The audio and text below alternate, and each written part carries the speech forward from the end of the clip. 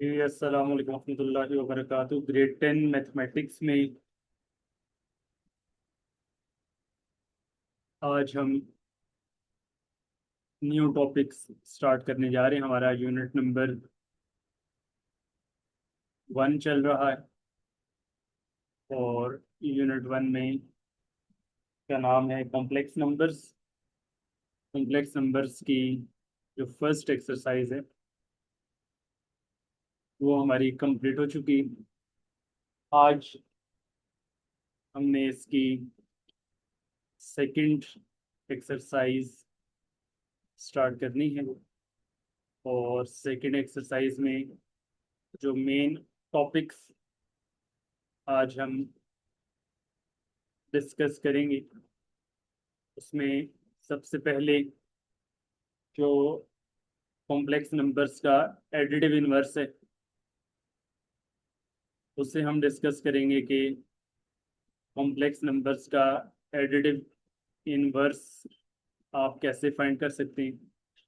इसी तरीके से कॉम्प्लेक्स नंबर्स का जो मल्टीप्लिकेटिव इनवर्स है उससे हम डिस्कस करेंगे कि कॉम्प्लेक्स नंबर्स का मल्टीप्लिकेटिव इनवर्स आप कैसे फाइंड कर सकते हैं। इससे पहले एडिटिव इनवर्स और multiplicative inverse of real numbers ये आप ग्रेड 9 में डिस्कस कर चुके हैं। अभी हम कॉम्प्लेक्स नंबर्स का एडिटिव और मल्टीप्लिकेटिव इनवर्स डिस्कस करेंगे और देन फिर लास्ट जो टॉपिक हम डिस्कस करेंगे वो होगा प्रोडक्ट ऑफ कॉम्प्लेक्स नंबर। किसी भी कॉम्प्लेक्स नंबर का प्रोडक्ट किसके साथ, with its conjugate, with their conjugates. तो जो कॉम्प्लेक्स नंबर होगा उसको उसके कॉन्जुगेट के साथ मल्टीप्लिकेशन, ये आज हम तीन बेसिक टॉपिक्स एक्सरसाइज 1.2 में डिस्कस करने जा रहे हैं। तो स्टार्ट करते हैं from question number 1। First question है, find the additive inverse of each complex number.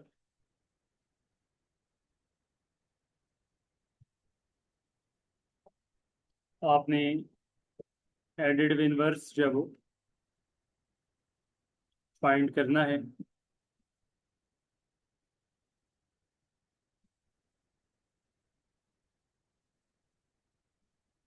एक कॉम्प्लेक्स नंबर का जो गिवन होगा उसका एडिटिव इनवर्स। तो आप रिकॉल करें रियल नंबर्स का एडिटिव इनवर्स हम किस तरह से फाइंड करते थे। Let's suppose we have a number 5। तो 5 का एडिटिव इनवर्स हम क्या लिखते थे, -5। जस्ट आप उसका साइन चेंज कर देते थे। इसी तरह 7 है, 7 का एडिटिव इनवर्स क्या आ जाएगा, -7। इसी तरह -54 है, तो -54 का एडिटिव इनवर्स +54 हो जाएगा। तो जो नंबर का साइन होता था उस नंबर के साइन को हम चेंज कर देते थे। अब कॉम्प्लेक्स नंबर में भी सेम आपने यही करना है, लेकिन कॉम्प्लेक्स नंबर में हमें पता है कि दोनों पार्ट्स होते हैं, रियल पार्ट भी होता है और इमेजिनरी पार्ट भी होता है। तो जब आप इसका एडिटिव इनवर्स लिखेंगे तो उस एडिटिव इनवर्स में आपने दोनों के साइन चेंज करने हैं। रियल पार्ट के भी साइन चेंज करना है और इमेजिनरी पार्ट का भी साइन चेंज करना है। कल हमने कॉन्जुगेट लिखा था, कॉन्जुगेट में जस्ट क्या था कि उसमें आपने जस्ट इमेजिनरी पार्ट का साइन चेंज करना है, जबकि एडिटिव इनवर्स में आपने real part as well as imaginary part दोनों का साइन चेंज करेंगे। तो प्लस अगर ना भी लिखें 4 के साथ तो अंडरस्टूड होगा कि इसके साथ प्लस मौजूद है। तो इस तरह से कोई भी कॉम्प्लेक्स नंबर हो तो उसका हम एडिटिव इनवर्स फाइंड कर सकते हैं। जैसे कि इसका सी पार्ट है तो उसमें भी 5 - 5 आयोटा है। तो इसका भी अगर हम एडिटिव इनवर्स देखें, इसका एडिटिव इनवर्स हमारे पास आ जाएगा +5 की जगह पे -5 और -5 आयोटा की जगह +5 आयोटा। -5 +5 आयोटा। और अगर आपके पास जस्ट इमेजिनरी पार्ट ही आ रहा हो, जैसे डी है जिसमें जस्ट 4 आयोटा है, तो अब इसमें जस्ट इमेजिनरी पार्ट ही है, रियल पार्ट है ही नहीं, तो जस्ट आप फिर इमेजिनरी पार्ट का ही साइन चेंज कर देंगे। +4 आयोटा का एडिटिव इनवर्स आ जाएगा -4 आयोटा। नेक्स्ट सेकंड क्वेश्चन है। सेकंड क्वेश्चन में हमारे पास स्टेटमेंट है कि show that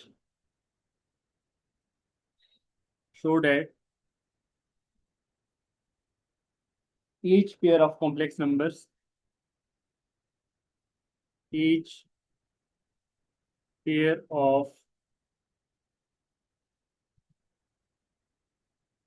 complex numbers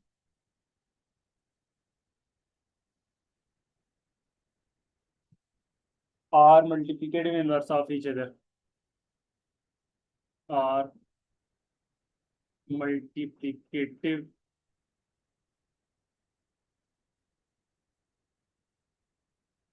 inverse of each other। अगर दो कॉम्प्लेक्स नंबर्स आपको दिए हुए हर पार्ट में, जैसे ये पार्ट है, इसमें लिखा हुआ है 2 + 3 आयोटा और लिखा हुआ है 2 - 3 आयोटा अपॉन 30। तो वैसे जो रियल नंबर्स होते हैं उनका मल्टीप्लिकेटिव इनवर्स फाइंड करने के लिए हम उनका क्या कर देते थे, रेसिप्रोकल कर देते थे। जैसे 7 है तो 7 का मल्टीप्लिकेटिव इनवर्स क्या आ जाएगा, 1/7। जैसे 10 है उसका मल्टीप्लिकेटिव इनवर्स क्या आ जाएगा, 1/10। -50 है तो उसका मल्टीप्लिकेटिव इनवर्स क्या आ जाएगा, -1/50। तो अब कॉम्प्लेक्स नंबर्स में भी यही करना होता है। अगर 2 + 3 आयोटा है तो उसका मल्टीप्लिकेटिव इनवर्स आ जाएगा 1/2 + 3 आयोटा। फिर आगे उसको सिंप्लीफाई करेंगे, कॉन्जुगेट से मल्टीप्लाई डिवाइड करके रेशनलाइज आप करेंगे। अब यहाँ पे हमने मल्टीप्लिकेटिव इनवर्स फाइंड नहीं करना, जस्ट वेरिफिकेशन करनी है कि क्या इस नंबर का ये मल्टीप्लिकेटिव इनवर्स है और क्या इसका ये मल्टीप्लिकेटिव इनवर्स है या नहीं है। तो अब ये वेरिफिकेशन करने का जो मेथड है रियल नंबर्स में भी यही है कि किसी भी नंबर को आप उसके मल्टीप्लिकेटिव इनवर्स से मल्टीप्लाई करें तो आंसर हमेशा क्या आता है, 1 आता है। जैसे 7 और 1/7 को मल्टीप्लाई करें तो आंसर क्या आएगा, 1 आएगा। तो कॉम्प्लेक्स नंबर्स में भी यही आना चाहिए कि आप किसी भी कॉम्प्लेक्स नंबर को उसके मल्टीप्लिकेटिव इनवर्स से मल्टीप्लाई करें तो आंसर आपके पास 1 आना चाहिए। मीन आपके पास अगर 1 आ गया तो दिस मीन वो मल्टीप्लिकेटिव इनवर्स है, एक दूसरे का मल्टीप्लिकेटिव इनवर्स है। और अगर आंसर आपके पास 1 के इक्वल ना आया तो दिस मीन्स वो एक दूसरे का मल्टीप्लिकेटिव इनवर्स नहीं है। ये आपके पास सेम वेरिफिकेशन उसी तरह से होगी। तो इस क्वेश्चन में आपको मल्टीप्लिकेटिव इनवर्स फाइंड करने का नहीं कहा गया, जस्ट वेरिफिकेशन करने का कहा गया है क्या ये जो दो पेयर्स, जो आपके पास एक पेयर गिवन है, ये एक दूसरे का मल्टीप्लिकेटिव इनवर्स है या नहीं है। तो सिंपल आपने इन दोनों को मल्टीप्लाई करके चेक कर लेना है।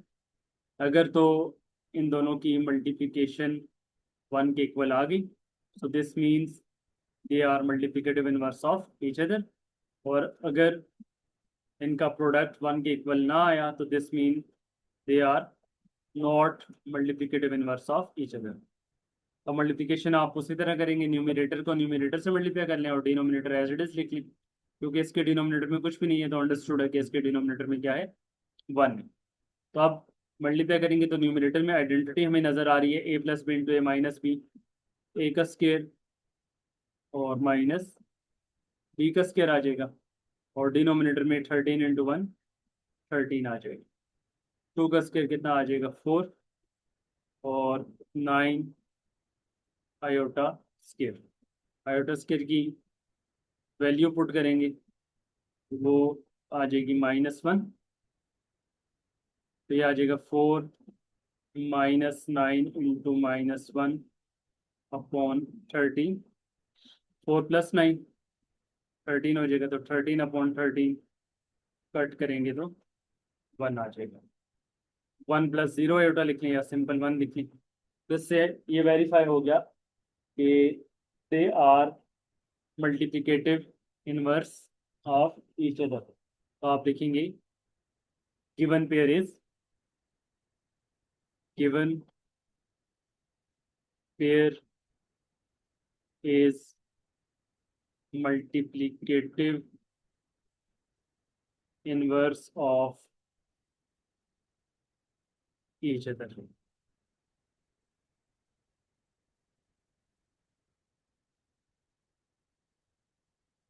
अब इसका हम पार्ट नंबर 3 कर रहे हैं, उसमें भी सी पार्ट, उसमें भी आपको पेयर गिवन है 6 + 8 आयोटा और 3 - 4 iota upon 50।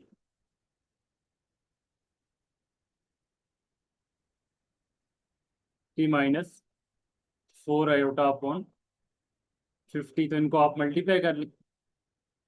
6 + 8 iota multiplied by 3 - 4 iota upon 50, इनको आप मल्टीप्लाई कर लें तो यह हो जाएगा 6 × 3 18।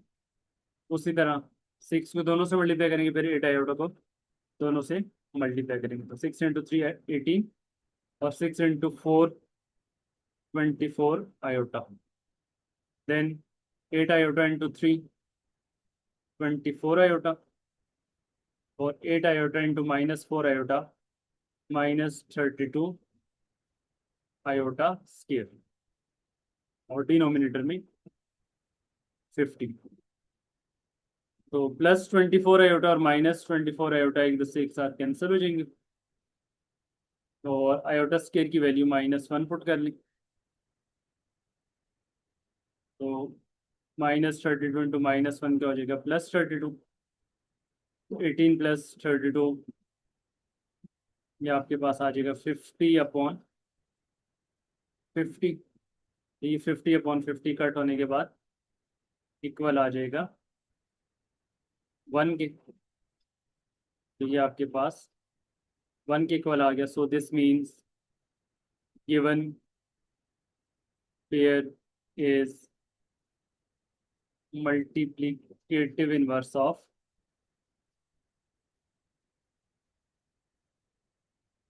Each other.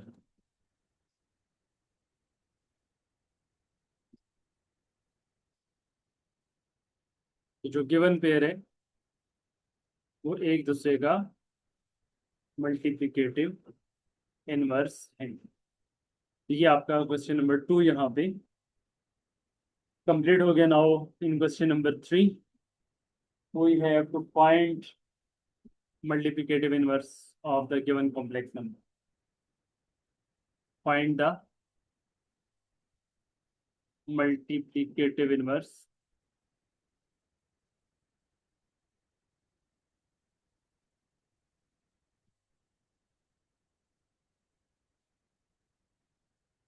of each complex number.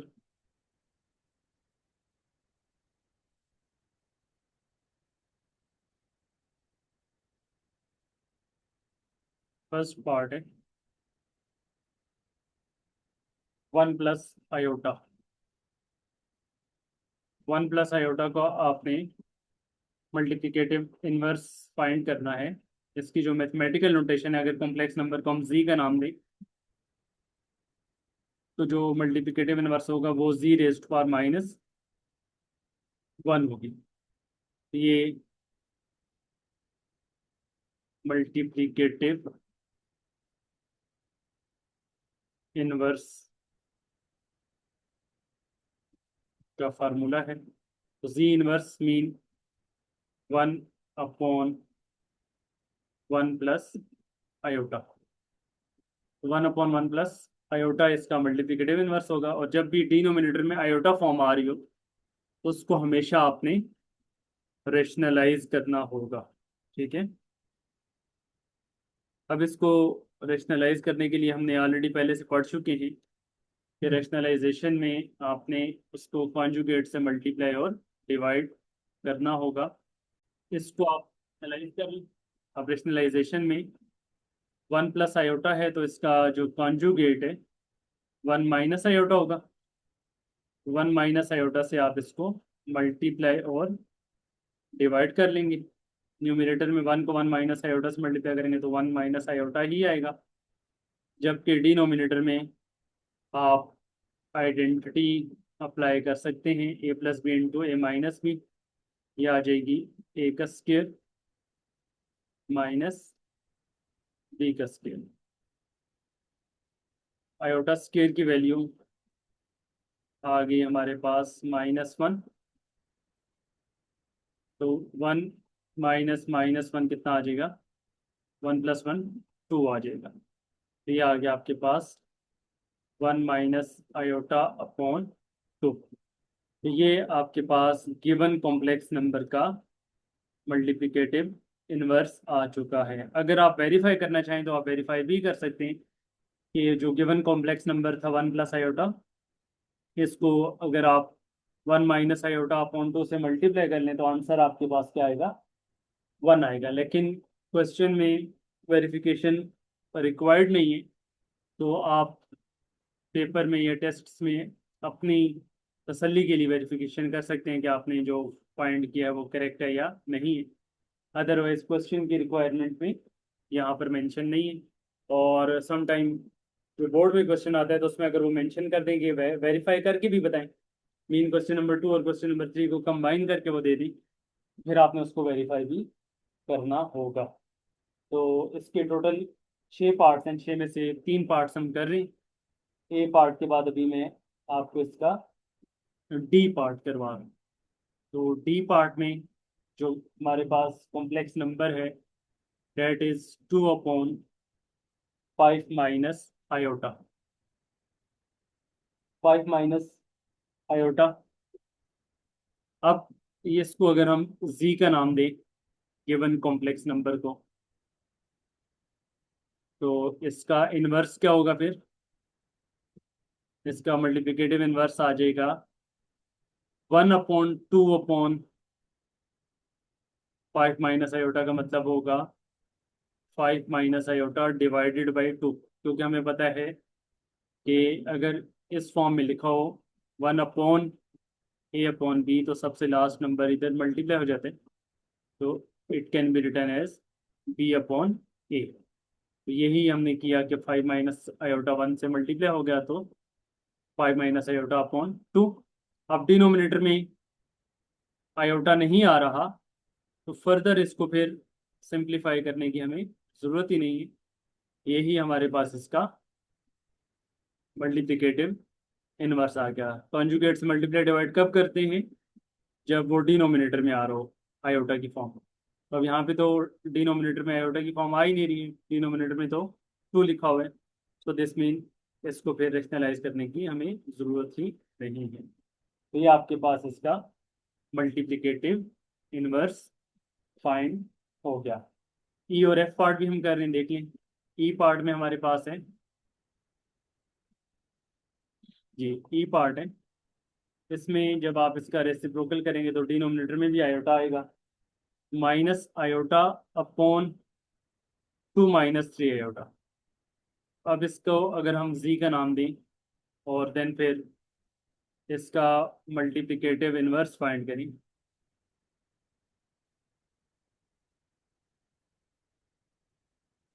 तो जी इनवर्स इक्वल आ जाएगा 1/-आयोटा/2 - 3 आयोटा। 2 - 3 आयोटा ऊपर 1 से मल्टीप्लाई होगा तो ये आ गया 2 - 3 आयोटा/-आयोटा। देन अब आप इसको फर्दर क्या करेंगे, रैशनलाइज करेंगे। क्यों, क्योंकि डिनोमिनेटर में हमारे पास -आयोटा है, मतलब आयोटा की फॉर्म आ रही है। तो इसको आप रेशनलाइज करेंगे, प्लस आयोटा से मल्टीप्लाई और प्लस आयोटा से डिवाइड करेंगे। आगे फर्दर आप इसको सिंप्लीफाई कर लें। 2 - 3 आयोटा को 1 से मल्टीप्लाई करेंगे, ये आ जाएगा 2 iota -3 iota square divided by minus iota into plus iota minus iota square. Iota square की वैल्यू -1 और डिनोमिनेटर में भी आयोटा स्केयर की वैल्यू -1। ये आ गया 2 आयोटा +3 डिवाइडेड बाय 1। तो ये बनेगा 3 + 2 iota.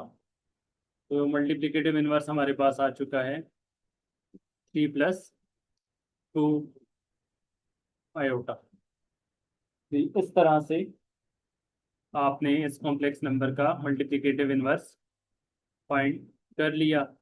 Now last part of this question, और इसी से हमारे पास मल्टीप्लिकेटिव इनवर्स का फार्मूला भी आ सकता है कि अगर a - b आयोटा हो तो इसका मल्टीप्लिकेटिव इनवर्स क्या होगा। इसको अगर हम z का नाम दें तो z इनवर्स हमारे पास इक्वल होगा 1/a - b आयोटा। अब इसको आप क्या कर लें, इसको आप रेशनलाइज कर लेंगे।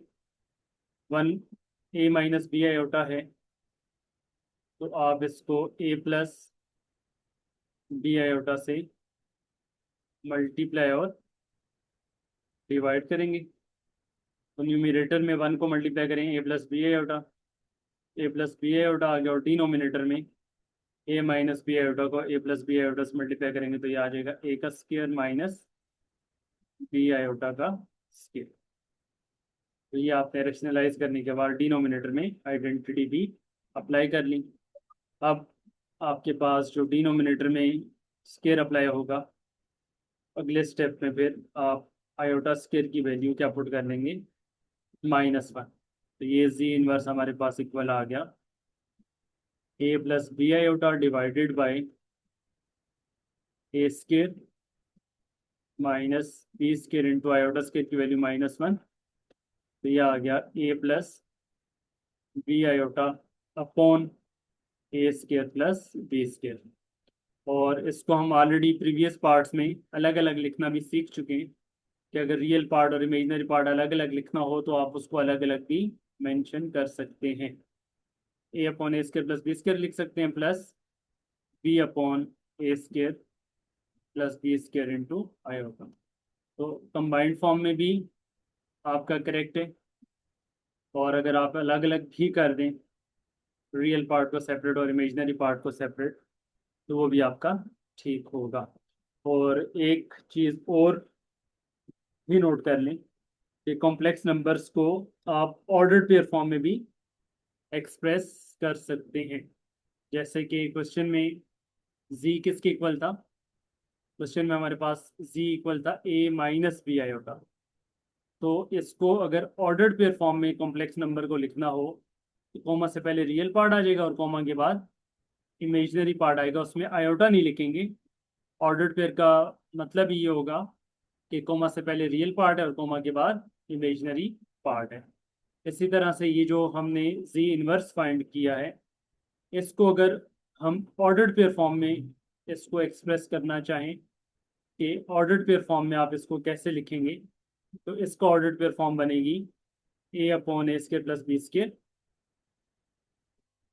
Comma b/a² plus b²। तो ये इसकी ऑर्डर्ड पेयर फॉर्म बनेगी।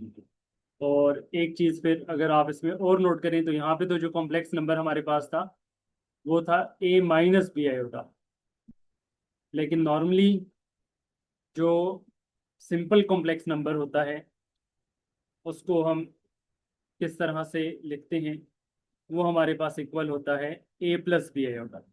ठीक है, इसका भी अगर आपको मल्टीप्लिकेटिव इनवर्स फाइंड करना हो a + b आयोटा का, तो सेम यही फार्मूला है 1/z करके आप इसका मल्टीप्लिकेटिव इनवर्स फाइंड करेंगे तो उसका आंसर भी यही आएगा। तो उसका आंसर भी आएगा A upon A square plus B square, लेकिन यहाँ पे क्या आएगा minus B upon A square plus B square iota. तो अगर डायरेक्ट आपको कहा जाए what is the multiplicative inverse of this complex number A plus B iota, तो ये फार्मूला भी आपको जुबानी याद होना चाहिए।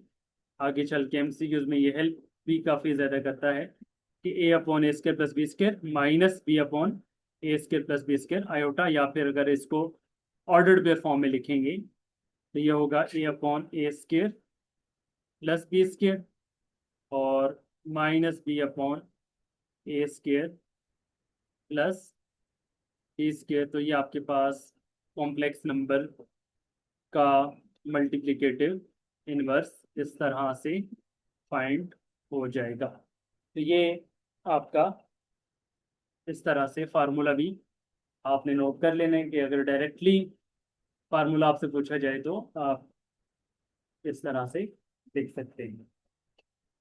नाउ और इस फार्मूले में वैल्यू पुट करके आप डायरेक्ट आंसर्स भी निकाल सकते हैं कि लेट्स सपोज आपको एक कॉम्प्लेक्स नंबर दिया गया, for example we have a complex number 2 + 3 iota.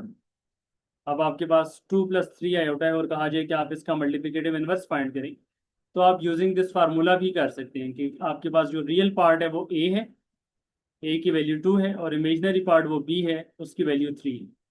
तो सिंपल फार्मूला जो आपका ये है ऑर्डर्ड पेयर फॉर्म में आपने लिखा हुआ है, इसमें ए और बी की वैल्यू पुट कर लें तो ये आपके पास मल्टीप्लिकेटिव इनवर्स का बन जाएगा 2/2 का स्केयर प्लस 3 का स्केयर, और इसी तरह से -3/2 का स्केयर प्लस 3 का स्केयर। ये आपके पास इसका मल्टीप्लिकेटिव इनवर्स में डायरेक्ट पुट करेंगे तो आपके पास आंसर भी आ जाएगा। ये आ गया 2/4 + 9 13 और -3/13। अगर आप इसको ओपन करके लिखना चाहें तो फिर आप इसको ओपन करके भी लिख सकते हैं 2/13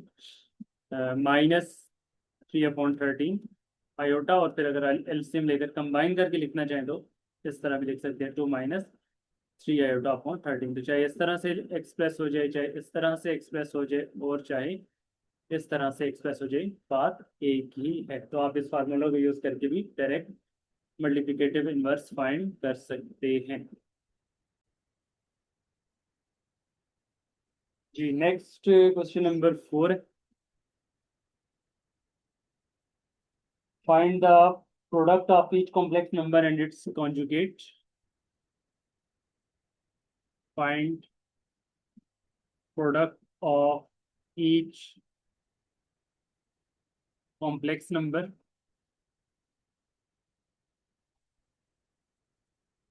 एंड इट्स कॉन्जुगेट।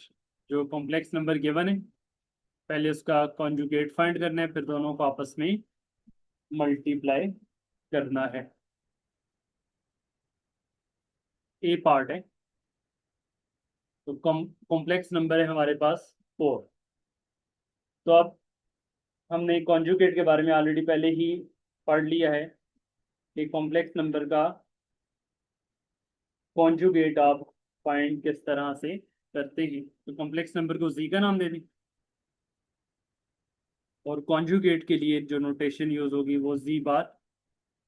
तो इसमें इमेजनरी पार्ट है ही नहीं, तो कॉन्जुगेट में तो ये होता है कि आप उसका इमेजनरी पार्ट का साइन चेंज करते हैं। तो जब इसमें इमेजनरी पार्ट है ही नहीं तो दिस मीन इसका कॉन्जुगेट भी यही रहेगा। रियल पार्ट का तो साइन चेंज नहीं होगा, कॉन्जुगेट भी इसका 4 ही आ जाएगा। और अब आप इन दोनों को आपस में मल्टीप्लाई कर लेंगे, G multiplied by G conjugate mean 4 × 4। 4 × 4 कितना आ जाएगा 16 आ जाएगा। तो इस तरह से आपने कॉम्प्लेक्स नंबर को उसके कॉन्जुगेट से मल्टीप्लाई कर दिया। इसी तरह से इसका डी पार्ट है, तो डी पार्ट में हमारे पास जो कॉम्प्लेक्स नंबर है वो है 6 - 2 आयोटा। इसको अगर हम जी का नाम दे दें, इसका कॉन्जुगेट क्या होगा? कॉन्जुगेट में आपने इमेजनरी पार्ट का साइन चेंज करना है, तो -6 - 2 आयोटा का आ जाएगा 6 + 2 आयोटा, और देन इन दोनों को आपस में मल्टीप्लाई कर दें। 6 - 2 iota multiplied by 6 + 2 iota, identity apply कर दें। a - b into a + b, a square minus b square, तो 36 - 4 आयोटा स्केयर, आयोटा स्केयर की वैल्यू -1, 36 + 4 40, तो 36 + 4 आपके पास क्या आ गया? 40 आ गया है। ये आपके पास कॉम्प्लेक्स नंबर और उसके कॉन्जुगेट का प्रोडक्ट आ गया। तो इस तरह से आप किसी भी कॉम्प्लेक्स नंबर को उसके कॉन्जुगेट से मल्टीप्लाई कर सकते हैं। अगर जस्ट इमेजनरी पार्ट ही आ रहा हो, जैसे कि सी पार्ट है, जैसे ए पार्ट में सिर्फ रियल पार्ट था, सी पार्ट में जस्ट इमेजनरी पार्ट है 7 आयोटा, तो उसका कॉन्जुगेट कैसे लिखेंगे? उसके कॉन्जुगेट में भी आप यही काम करेंगे कि जैसे रियल पार्ट था, रियल पार्ट में तो साइन चेंज नहीं हुआ था, लेकिन अब इमेजनरी पार्ट का साइन तो चेंज होगा, तो +7 आयोटा का कॉन्जुगेट आ जाएगा -7 आयोटा। अब इन दोनों को जब आप मल्टीप्लाई करेंगे, z multiplied by z conjugate, तो ये आएगा 7 आयोटा मल्टीप्लाइड बाई -7 आयोटा। तो +7 आयोटा को -7 आयोटा से जब आप मल्टीप्लाई करेंगे, तो it will be -49 iota square, और आयोटा स्केयर की वैल्यू फिर आप पुट कर लेंगे -1, -49 इंटू -1, इट विल बी +49, +49 आपका आंसर इसमें आ जाएगा। तो ये आपका क्वेश्चन नंबर 4 का सी पार्ट भी हमने कर लिया और डी पार्ट भी कर लिया। होमवर्क पार्ट्स जो आपके हैं पहले 4 क्वेश्चंस के, उसमें एक्सरसाइज 1.2 का फर्स्ट क्वेश्चन का हमने 2 पार्ट्स किए थे, ए एंड ए, सी और डी कर लिया था। B part is your homework question number 1 में, बी है क्वेश्चन नंबर 2 का भी बी पार्ट आपका होमवर्क है। देन फिर क्वेश्चन नंबर जो 3 है, उसमें आपका बी एंड सी 2 पार्ट्स हैं, और लास्ट जो अभी क्वेश्चन नंबर 4 है, इसमें आपका डी, ई एंड एफ, ये पार्ट्स आपने प्रैक्टिस करके पहले 4 सवाल कंप्लीट कर लेने। तो नेक्स्ट फिर सेशन में जो कल होगा मैथ्स का, उसमें फिर हम आगे प्रॉपर्टीज ऑफ कॉम्प्लेक्स नंबर्स और मॉडुलस, एप्सिलॉन उसका जो मॉडुलस फाइंड करना है वो, और देन फिर उसके बाद कॉम्प्लेक्स नंबर्स को आप कॉम्प्लेक्स प्लेन में किस तरह से रिप्रेजेंट करते हैं उनको इंशाल्लाह पार्टी में करेंगे।